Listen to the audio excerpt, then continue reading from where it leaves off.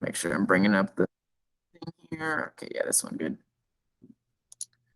So as always, I'll make sure to record our class here this evening. And then if you ever want to go back and watch it again, watch me go through a couple of the parts of this, it'll be posted right here in the class recordings section with today's date. So if you ever want to go back and learn some more about the electron shells or anything that we're going to talk about tonight, you can see it or any of our old classes in the class recording section over here. All righty. So like I said, today we are focusing on the electrons mostly.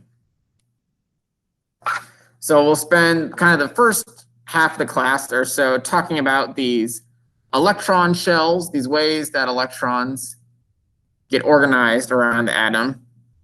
And then at the end, we'll talk a little bit about how atoms react with each other and how we can kind of categorize atoms into 3 different main categories. But first, we're going to mainly focus on these electron shells. So if you remember on Tuesday, we were talking about atoms, we were talking about periodic tables, and we talked a lot about protons, neutrons, and electrons, the 3 little tiny particles that go into building an atom. So if you remember, the positive protons and the neutral neutrons kind of hang out in the middle here. And the negative electrons don't get to be in the middle. They don't get to be in the nucleus. So the nucleus is like the middle section.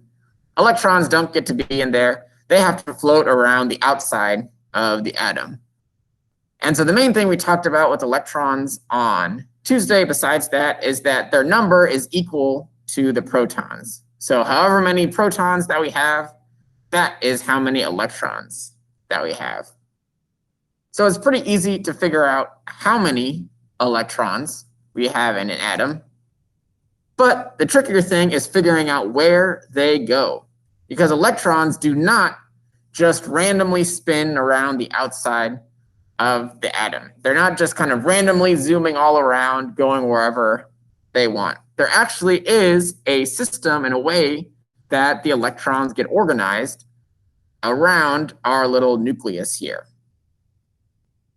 So we call the way in which they're organized shells, because it works kind of like a shell around an egg, or like the different layers of an onion that go around the middle.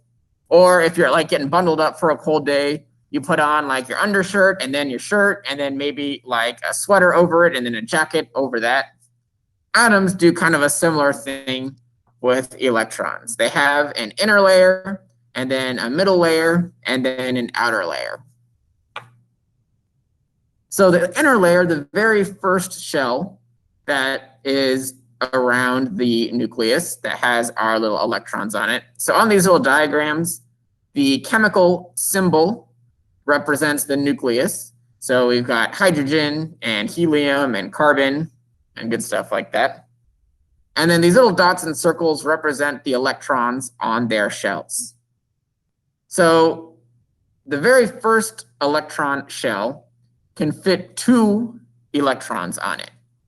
So hydrogen is the very first atom on the table. It only has 1 proton, so it has 1 electron on that shell. And that's it. That's all it's got. Helium is number 2. So he's got 2 protons and 2 electrons. So helium has a full first shell. Helium has 1, 2 electrons on it, so no more electrons can fit on this shell. It is full. But what about if you're a little bit bigger than helium? Let's say you're something like lithium, an important metal that's in a lot of our batteries for our devices these days. Lithium has 3 electrons. So lithium can fill up 1, 2 electrons on the first shell, but then that third electron can't fit. There's nowhere on that first shell for it to go. So it has to go out on the second shell. So the second shell and the third shell of electrons, which we'll talk about in a little bit, they're bigger than the first shell. They can each fit 8 electrons. So our second shell here can fit up to 8 electrons. Obviously, that doesn't always mean that there's going to be 8 electrons on it. Like with our little lithium over here, it only has 3 electrons. So the first 2 go on that first shell, but then it's full. So the third one has to go on our second shell out here. If we look at a slightly bigger atom, something like carbon, carbon has a total of 6 electrons. So carbon puts the first 2 electrons on its inner shell, but then that gets filled up. And so after the first 2, we have 4 more electrons. So number 3, 4, 5, and 6 can fit on the second shell. So 2 on the first shell and 4 on the second shell give us 6 total electrons, which is how many electrons carbon has. Still not a full second shell for carbon because he only has 4 out of 8 electrons on that second shell, but it doesn't need any more. It's all done with its electrons. If we do want to look at something that has a full outer shell, we can look at an atom like neon. So neon has 10 electrons. So just like with all the other ones, we start on the inner shell, that first shell, 1, 2, then that's it. And so if we have 10 electrons and take away 2, now we've only got 8 electrons left. So we can put 1, 2, 3, 4, 5, 6, 7, 8 electrons on the second shell. And now neon has a completely full second shell. No more electrons can fit on this second shell right here. It's got a full set of 8. For neon, we're all done because neon only has 10 total. So 8 on the second shell and 2 on the first shell is 10 electrons in total. 8 electrons on that second shell and 2 on the first shell. So that's fine and dandy if we want to fill up the first 2 shells. But what about the third shell? What if we have even more electrons than neon? Something like sodium. Sodium has 11, you can't really do 11 with fingers, but 11 electrons, 1 more than neon. So we put the 2 on the first shell, and then that one's full. We put the 8 on the second shell, and then the second shell is full. But that's only given us 10 out of our 11 electrons. So our final electron is going on that third shell. So 11 electrons in total, 2 on the first shell, but then that one's full. 8 on the second shell, but then that one's full. So 1 more on the third shell. 1 plus 8 plus 2 is 11. We can add some more electrons to the third shell, obviously. If you're an atom like silicon, you have 14 electrons. So 2 on the first shell, 8 on the second shell. And then that gives us 10 electrons up to that point. So we have 4 left over. So we'll have 1, 2, 3, 4 on the third shell. So fill up the first shell. If we still have electrons, fill up the second shell. If we still have electrons, fill up the third shell. So again, if we want to look at something that has a completely full set of electron shells, we can look at the gas argon. Argon has an atomic number of 18. So argon has 18 electrons.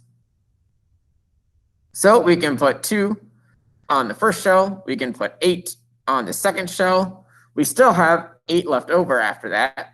And all of those 8 can fit on the third shell of argon.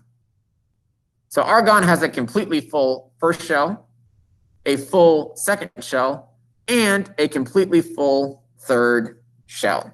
So remember, 8 is the maximum. We cannot fit any more than 8 electrons on shell number 2 or shell number 3. All right, so we'll do some more examples of this, and I'll have you guys do some examples with me to kind of make sure everybody's on the same page. But does anybody have any questions so far? Anything that they're still a little bit confused about with our electron shells here? Yes, Mr. Michael. The third one, the roll. Mm-hmm. Mm-hmm. All right, so you guys said you have a question about like the third yes, shell, third row? Yeah, the third one. All right, so all of these atoms have more than 10 electrons. So like sodium over here has 11 electrons.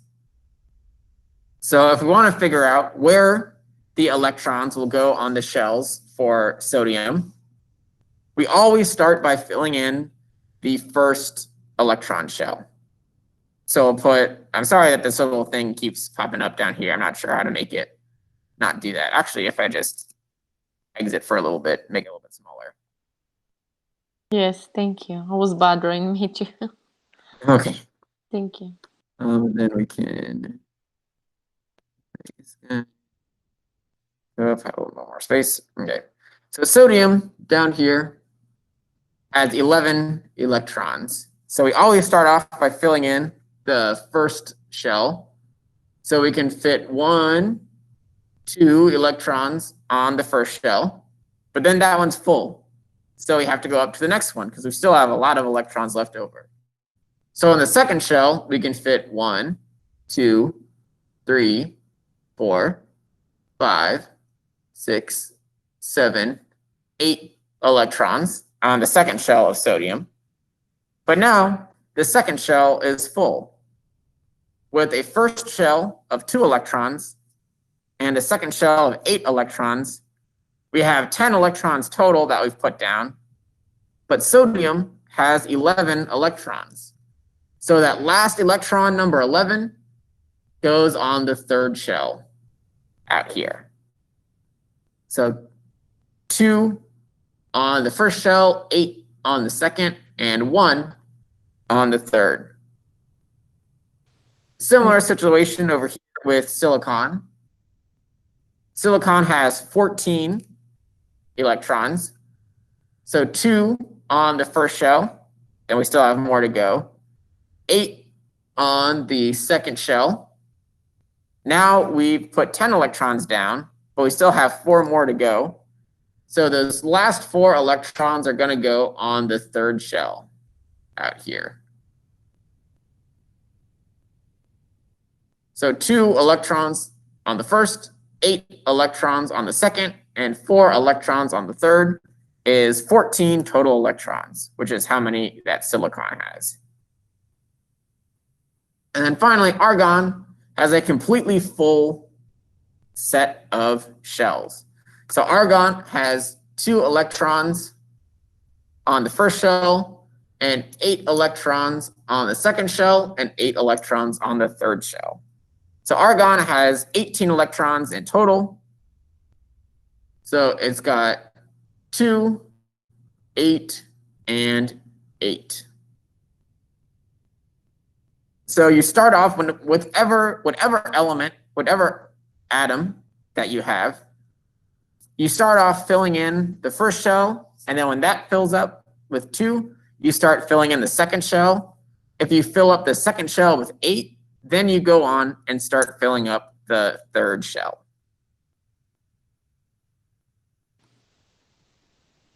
Thank you. Now it makes sense too. Oh, great. Awesome. Good question. Yeah, because I was lost for a minute also. No worries. Like I said, we're also going to do a couple more examples of these, and I'll have you guys work through some examples with me to kind of make sure everybody's where they need to be. Let's go back here. So some other slightly larger examples that might be a little easier to see. So nitrogen is kind of a small element. Nitrogen has an atomic number of 7. So he has 7 electrons. Start on the first shell, 1, 2. But now we still have some electrons left over. If we've used up 2 electrons, that means we have 5 more to go. So 5 electrons go on the second shell of nitrogen. And now we are done. We've used up all the electrons. There are 1, 2, 3, 4, 5, 6, 7 electrons. 2 on the first shell, 5 on the second shell. We've already talked about neon, actually. Neon's that one that has a full second shell. So it has 2 on the first shell and 8 on the second shell. And then aluminum is a little bit bigger than neon. It has 13 electrons. So with aluminum, we put the first 2 on the first shell. So that's 2 down, 11 to go. We put the next 8 on the second shell. So now that's 8 and 2 is 10. So now there's 10 down, 3 more to go. So those final 3 electrons will go on the third shell out here. So aluminum has 2 electrons on the first shell, 8 electrons on the second shell, and 3 electrons on the third shell.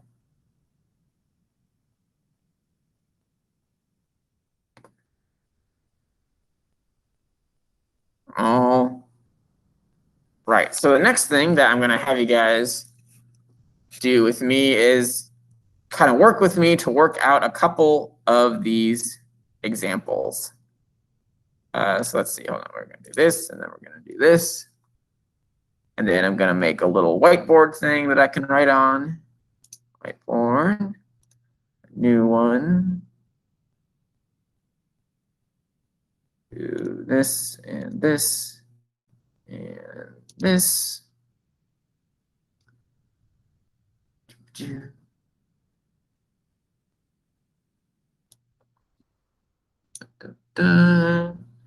And that.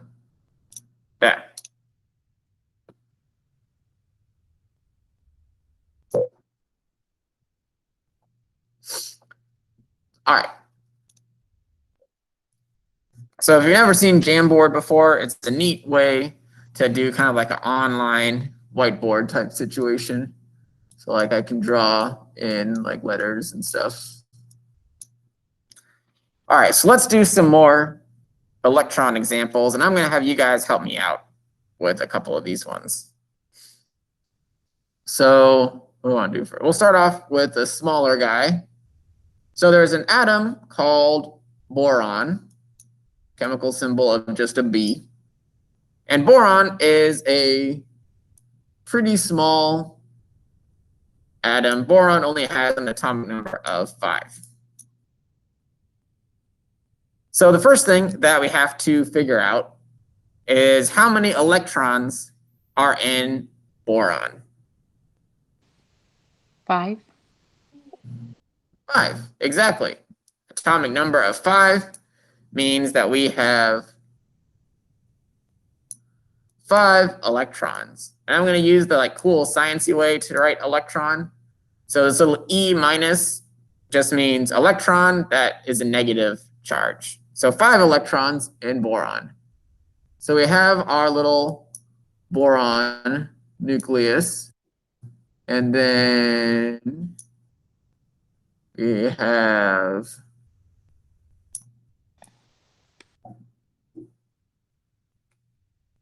our shells.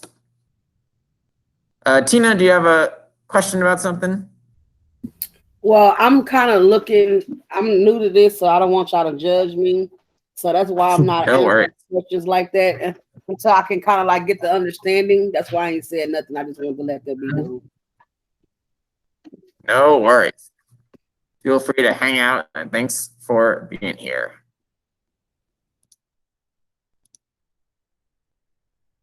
All right. So boron has electrons on it. So the first thing that we're going to fill in is our first shell. We always start off with the first shell. So how many electrons can fit on the first shell of boron? 2. 2, exactly. So I'm going to use yellow for electrons because I like changing up the color a little bit. Mr. Stanley, do we have Yes. to be in that link that you sent, or can we just be right here on the live with you? You can stay on the live one. That it automatically posts the link in the feed whenever I make a new whiteboard. So I know some people like on the whiteboard itself, but if you want to stay on the Google Meet, that is fine too. All right. So we put down 2 electrons on the first shell. So that means that we still have 3 electrons to go. So how many electrons are going to go on boron's second shell? 3. 3, precisely. So we'll do like a 1 and a 2 and a 3. So now we've got 1, 2, 3, 4, 5 electrons laid down, which is how many that we said were in boron. So we've got 2 on the first shell and 3 on the second shell. Yes, Andrea. Mr. Stan, does it matter like where you put the little dots at, or can you just kind of put them anywhere when you're doing that? Nope, the little dots, the actual positioning of them doesn't really matter. Okay. They can be any, as long as you have them on the correct shell. Okay. Thank you. So like if I wanted to make all 3 along this side over here, that would be fine too. It's just kind of a way to like visualize what's happening at this super teeny tiny level. So does boron have any electrons on its third shell? No. No. It does not. That's right. So it doesn't have enough electrons to fill up the first 2 shells. So it's not going to have anything going on at the third shell over here. This is just going to be like an empty kind of shell. So 2 on the first shell and 3 on the second shell give us our 5 electrons for boron. And Mr. Michael, if we have like this question, for example, in a test or anything, do we have to draw like the third one and just leave it like empty, or we don't have to? Nope, you don't have to. Okay, thank you. You can just draw the first 2 since that's the only ones that we're actually using. I like drawing the third one out at first just to kind of remind myself that it's there and in case I need it for later. Okay, thank you. Good question. All right, so that is boron. He's kind of small. He's pretty easy to deal with. So next, I think that we should go a little bit bigger. So actually, hold on. Let me look up a good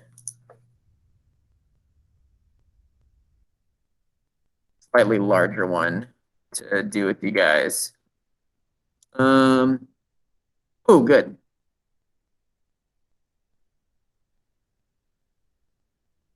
Magnesium, I think. Yeah. Magnesium.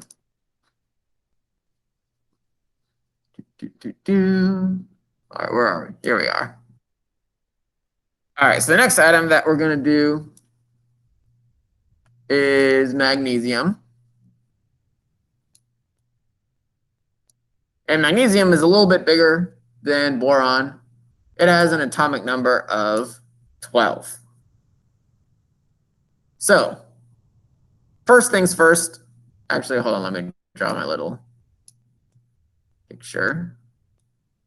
1, 2, 3. Yeah. Yes. And my online circles are getting slowly better. You should have seen this when I did it the first time. There were some weird looking circles. All right. Magnesium has an atomic number of 12. So how many electrons are in magnesium? 12. 12, exactly. So magnesium has 12 electrons. All right, so as always, we always start off with the first shell. So how many electrons are we going to fit on magnesium's first shell? 2. 2 electrons. 2. 2. 2 electrons on the first shell. So obviously that is not going to be nearly enough. We still have 10 electrons left over. So after we fill up the first shell with 2, we're going to move on to the next shell. So how many electrons can we fit on magnesium's second shell? Could it be 5? 8. 8. It could be 5, but we still have 10 electrons to go. And just like people were saying, we can fit up to 8 electrons on the second shell. So we're going to do that. So we put down 1, 2, 3, 4, 5, 6, 7, 8.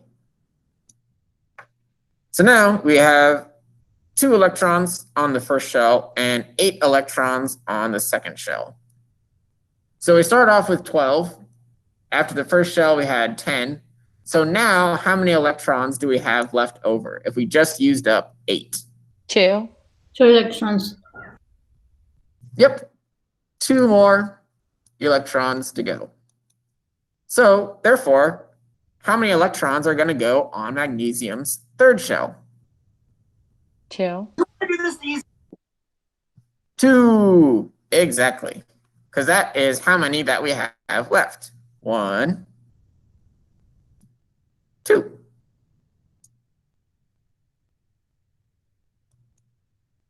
So let's count and make sure that we have all of the electrons for magnesium. So we start off on the first shell. 1, 2. Now we're full, so we have to go up to the second shell. 3, 4, 5, 6, 7, 8, 9, 10. 10 electrons down, but we still have a couple more to go. So we have to move on to the third shell, and we get 11 and 12. 12 electrons in magnesium, 12 electrons on our little diagram here, 2 on the first shell, 8 on the second shell, and 2 on the third shell. All right. Good work, everybody. Let's do one more. And let's go big this time. Let's go even bigger. We're going to look at chlorine. Has a symbol of Cl, and chlorine has an atomic number of 17. So we do Cl, then we do the first shell, and then we do the second shell, and then we do the third shell. All right. So chlorine has an atomic number of 17. So how many electrons are in chlorine? 17. 17, exactly. 17 electrons are what we have to deal with. So, as always, we start on the first shell. So how many electrons can we fit on chlorine's first shell? 2 electrons. 2 electrons. 1, 2. Uh-oh. Now the first shell is all full. So we got to move up to the second shell. We just used up 2 electrons. So how many more electrons do we still have? 15 electrons. Yep, 15 more to go.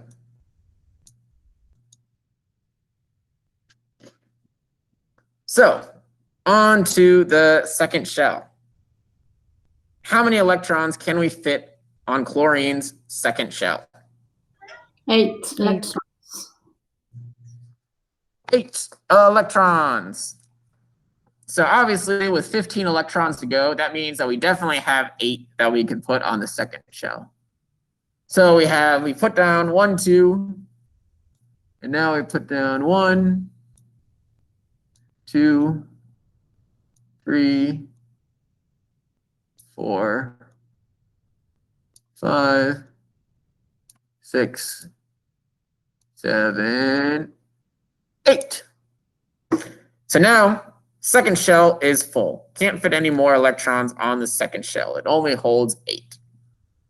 So how many electrons, after we take away 8 from this 15, how many do we have left?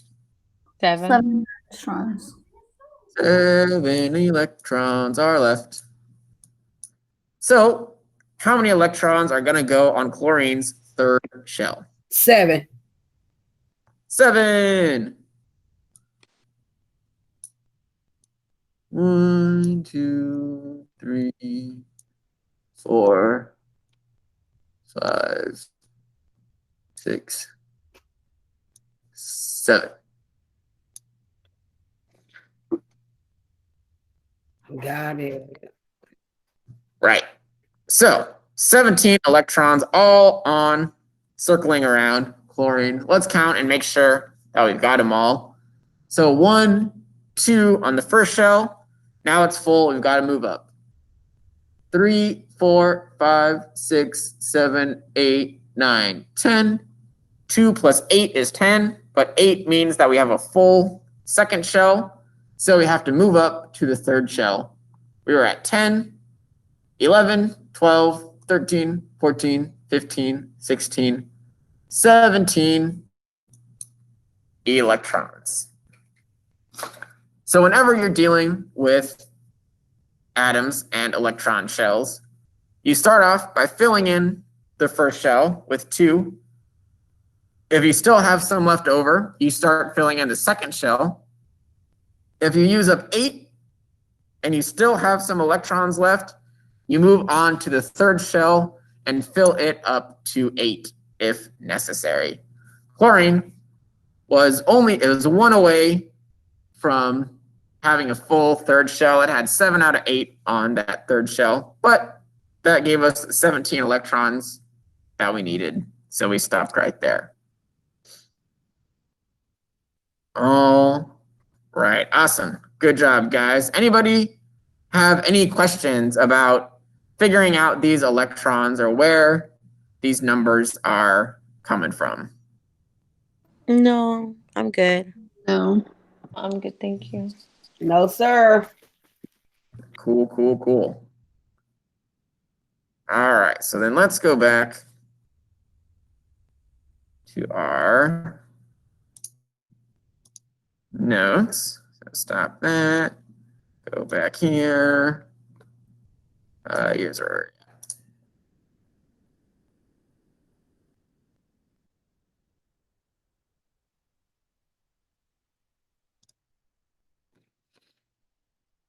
and then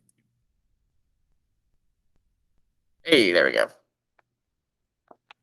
All right, so however many electrons you have for the atom that you're dealing with, first shell, then second shell, then if you need it, third shell. 2, 8, 8 is how many can fit.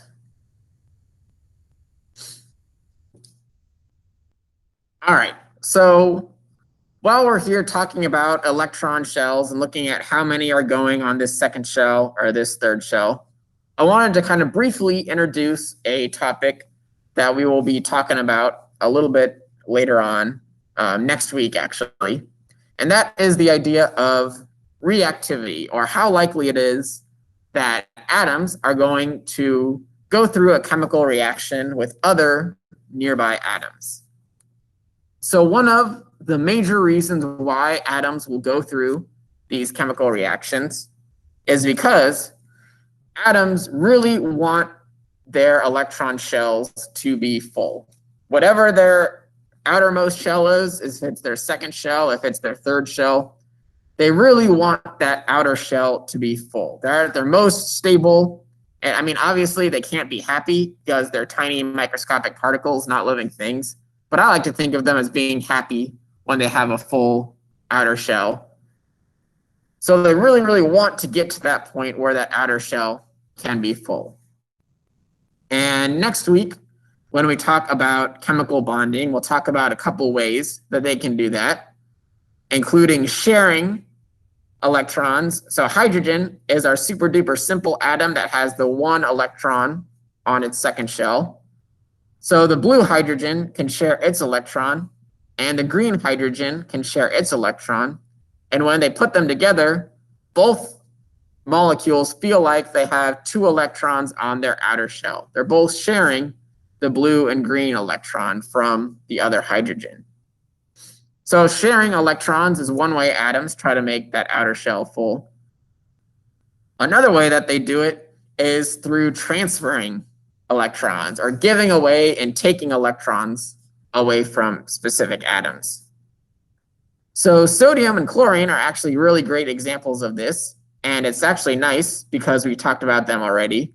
Remember, sodium was our friend who had 11 electrons, which means sodium has one lonely electron sitting on its third shell.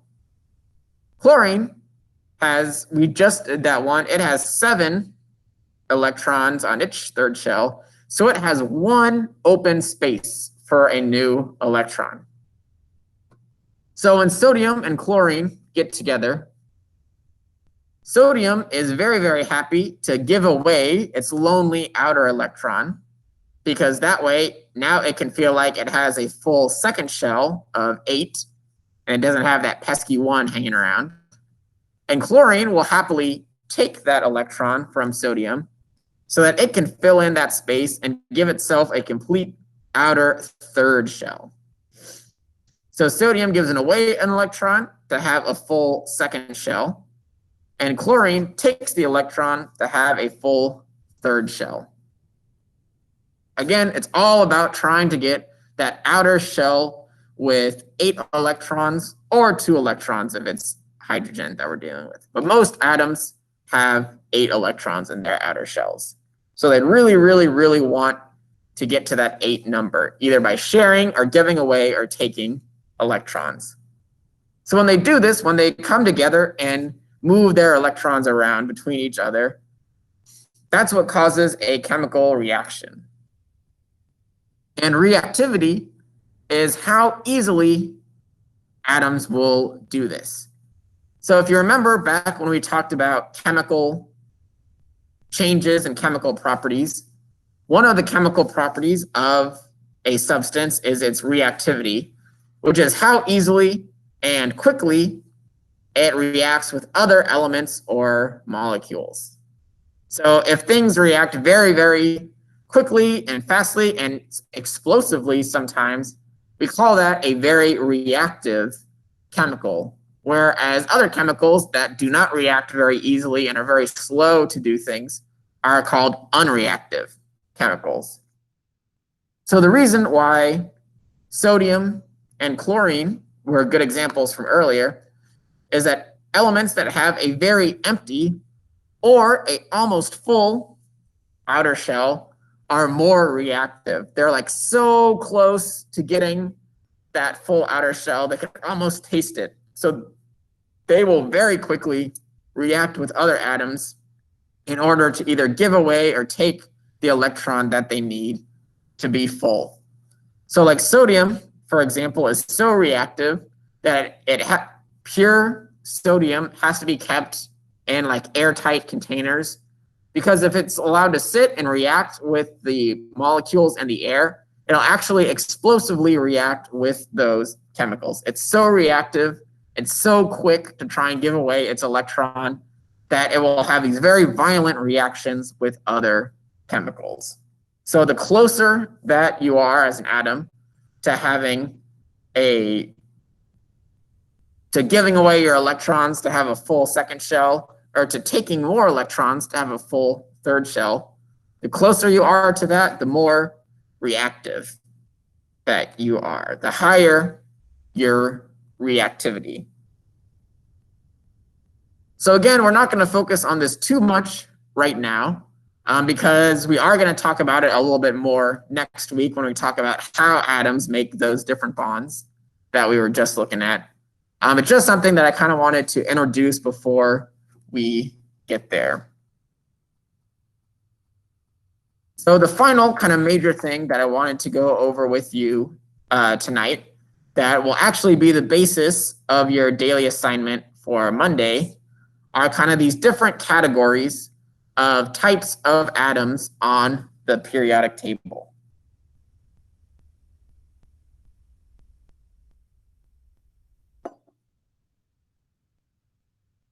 So on Tuesday, when we went over the periodic table kind of briefly, I mentioned that you have all these boxes, and these boxes have all this information inside of them. And you may have just thought that the colors on the periodic table were to make it look nice and look cool on a slide. But actually, these colors represent something. So everything in yellow is a metal. So most of the periodic table is made up of metals, including things like copper, nickel, silver, gold, lead, tin, aluminum, all classic metals that you've probably interacted with at some point in your life. On the opposite side of the periodic table, we have the nonmetals, except for hydrogen way over here at the top. He's kind of doing his own thing. He's so small. But all the other nonmetals are over here on like the far right-hand side of the table. So things like carbon, nitrogen, oxygen, sulfur, chlorine, iodine. These are all nonmetals. And then finally, in between them, literally in between on the table, are the metalloids, these kind of weird mixtures of the two. And so we're going to go over kind of the basic properties that distinguish what is a metal versus what is a nonmetal versus what is a metalloid. So since they do take up most of the periodic table, the first group that we're going to talk about are the metals. So when you think about the characteristics of the metal, I want you to picture like aluminum foil that's in your kitchen at home. So aluminum foil is a great example of classic metal characteristics. Metals tend to be shiny, right? You polish them up and they get all shiny, sparkly. They tend to be solids at room temperature, right? So things like gold, silver, aluminum, copper, they're all solid pieces at room temperature. You have to get them pretty hot for them to melt into a liquid. Most metals are malleable, which is a fun science way of saying that you can squish them down nice and flat. So like the aluminum foil is already been squished and compressed down into a nice thin little strip. If you try to do this with other things like minerals or other nonmetals, it would break or shatter apart. Like imagine if you tried to squish a piece of glass down into a flat thing. You can't do it. It's already set the way that it is, and you can't really bend it or squish it. Metals, you can. Metals are also ductile, which is another fun science way that just means that it's easy to twist them up into a wire. So like, have you ever seen wiring in your house? Like my dad and I just recently put in some ceiling fans into my house, and we had to take out the wires for the light and put in the wires for the fan. And we were dealing with things that looked like this. So they have this plastic coating around them that helps to insulate them and keep the electricity from sparking all over the place. But these parts, the actual wire part is metal. And so metal, it's easy to twist them around and stretch them up into wires. And then the reason why pretty much all the wiring in your house and in the world is made out of metal is that metals are very, very conductive, meaning that heat and electricity can pass from one end of a metal to another very easily. So this is why most of your cookware is probably made out of metal, so that when you put it on the hot stove, even though the stove, if you have like a gas stove, the stove is only heating technically the very middle part of the pan. Since the pan is metal, the heat gets distributed around, and even stuff far away from the heat will get hot. Same thing with like if you leave a big like metal spoon in a bucket or a pot of boiling water, right? Even though the end of the spoon wasn't directly in the water, if you go to grab it, you're probably going to burn and hurt your hand because the end of the spoon got hot because it's metal and the other part was somewhere hot, and heat travels really easily through metals.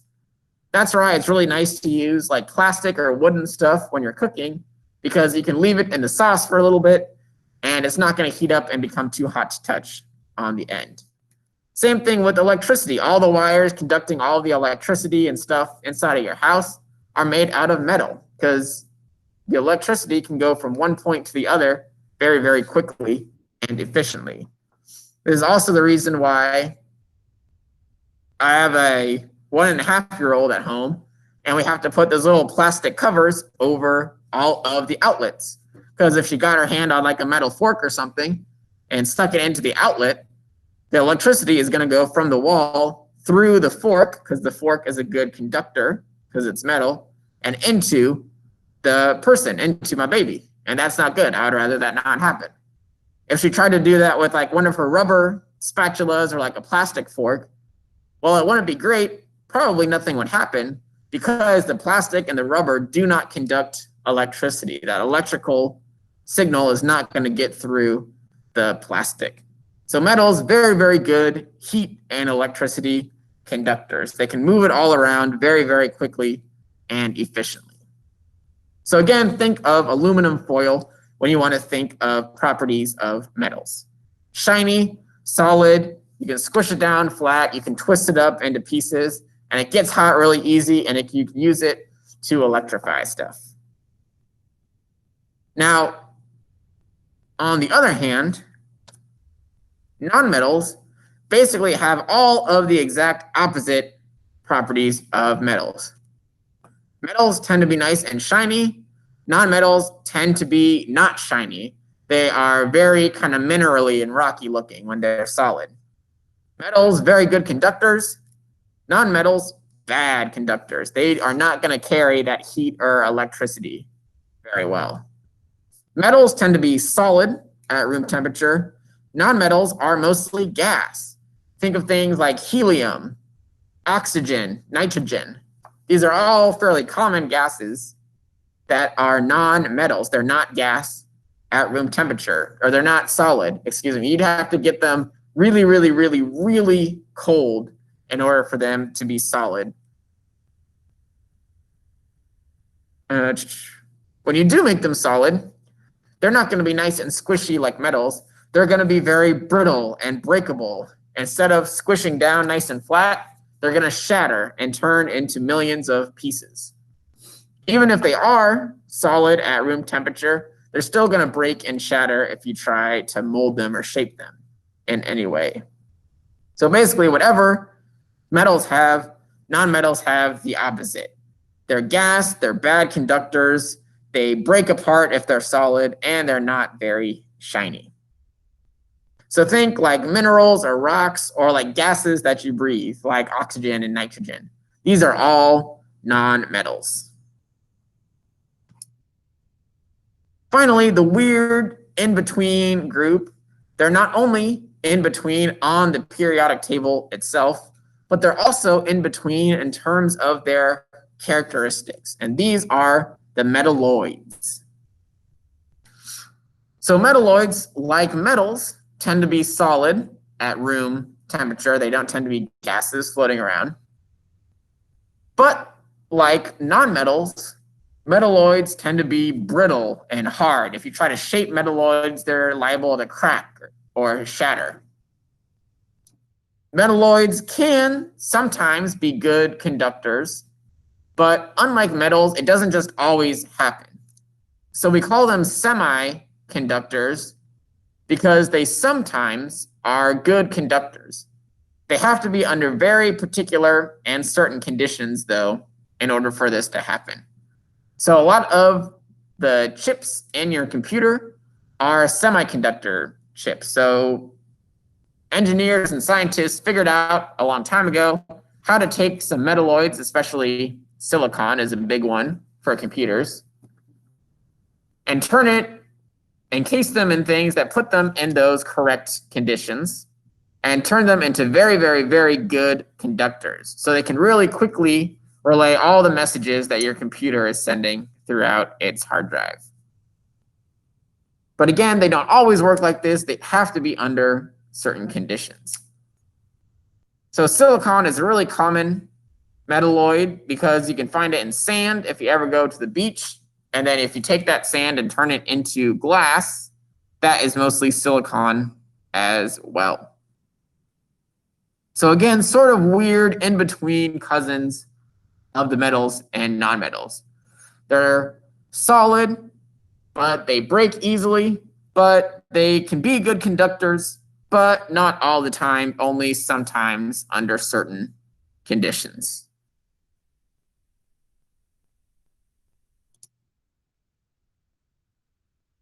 So just kind of a quick review of the last couple of things that we talked about with our metals and our reactivity stuff.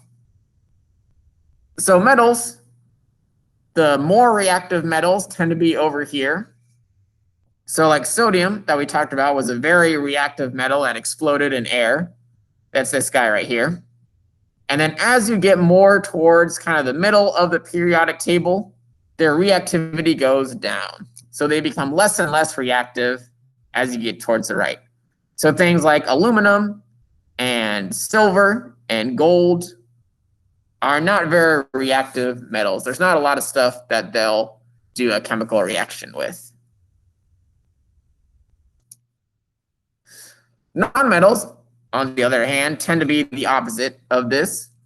So they are, the nonmetals towards the left of the table tend to be lower reactivity. And then as you get more towards the right, you increase the reactivity. So like chlorine, we talked about, was our very reactive nonmetal that likes to react with sodium, especially. And so this column, this group of elements right here, are very, very, very reactive. They will very quickly and easily react with other chemicals around them. So the exception to this rule is this final column of nonmetals right here.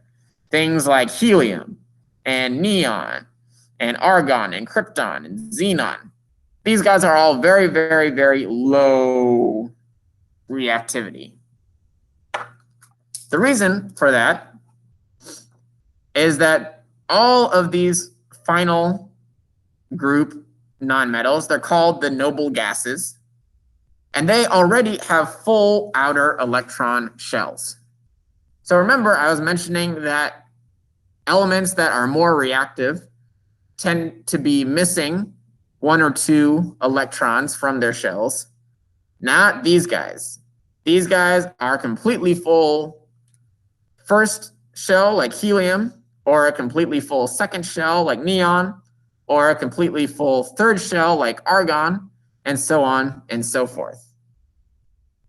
So since their outer shell is totally filled with electrons, they don't need to do any reacting with any of the other elements. They don't want to react with any of the other elements. They're called the noble gases because they like don't want to mix with all of these peasant elements that are down here. We are the noble gases. We have our own club where we do our own thing, and we don't want to react with any of these other elements over here. So we refuse to do any reacting. So all of those electrons that fill up their shells make them be very, very stable and very, very non-reactive with the other elements in the periodic table. So again, in yellow, we have all of our metals, shiny, solid, good conductors. In green, we have our nonmetals, brittle, gases, not shiny. And in the middle, we have our metalloids. Shiny, but brittle, but good conductors, but only sometimes. So a little weird kind of mix of both worlds.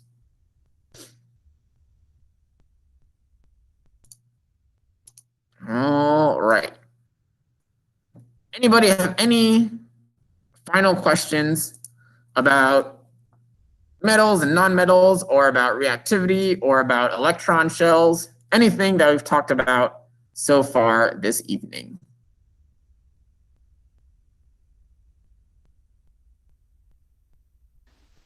Not for me, thank you. All right. So the last thing that I wanted to do before I let you guys go was to kind of give you a little overview of the assignment that got posted today and the one that will be posted on Monday for your daily assignment then. Today's assignment is some more stuff about the electron shells. This time it's specifically about the element oxygen. And the first three questions are related to the stuff that we were working on Tuesday, where I want you to use the atomic number and the atomic weight of about 16 to tell me how many protons, how many neutrons, and how many electrons are in oxygen. And then this third question is especially going to be important, because the next set of questions is I want you to tell me what the oxygen electron shells look like. So how many electrons are going to go on the first shell of oxygen? And then if you need it, how many electrons will go on the second shell? And then again, if you need it, how many electrons are you going to find on the third shell of oxygen? So that is the assignment for today. And then Monday's assignment, so your daily assignment for attendance on Monday, the 25th, is referring to the metals and nonmetals and metalloid stuff that we were talking about a little bit earlier.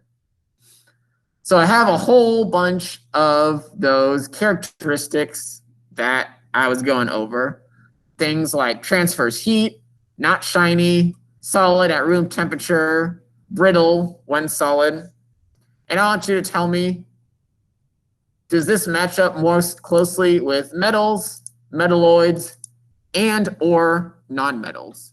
So like the instructions say, there may be more than one substance that matches the description. So you're allowed to put in multiple choices for each characteristic. So if there are any descriptions that you think go with multiple types of element, then you'll put down those boxes. Since you guys are here on the call, I'll go ahead and give you a little hint.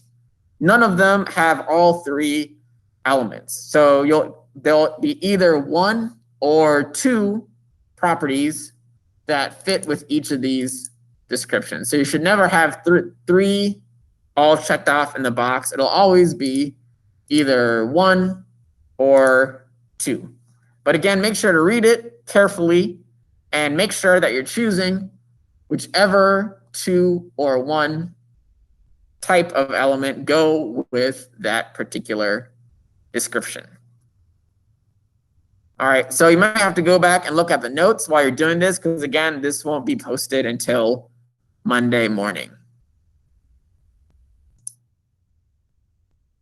All Right. Anybody have any final questions about the oxygen homework, the metals homework, or anything that I've talked about so far here this evening?